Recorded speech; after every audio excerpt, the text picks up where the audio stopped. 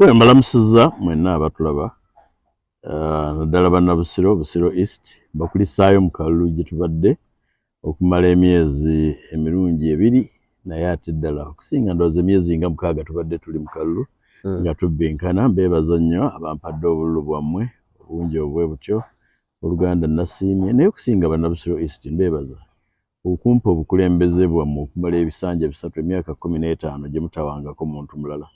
Mwebale nnyo, mwebalire ddala era ngenze siina lufunyiro ku mutima gwange ku lwammwe.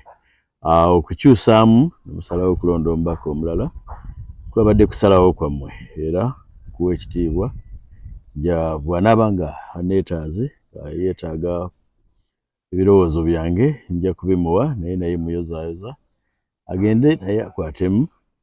Nange ndi bulungi olw'ekisa kya Katonda era temubeere eyo ne mweraliikirira nti oba omwana waffe ali ku ki, Katonda ajja kutugabirira.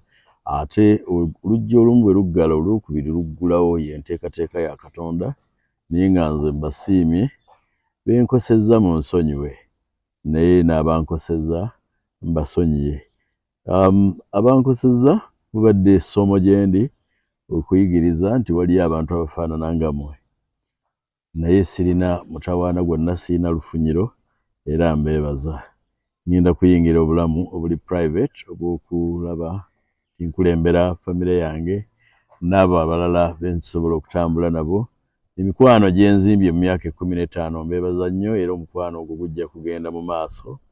Tujja kukola bingi ddala ddala Katonda by'anaateeka mu mikono gyaffe.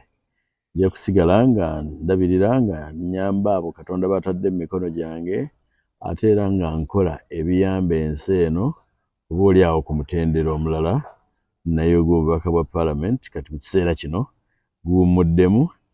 Katusabire abakutte obuvunaanyizibwa obujja.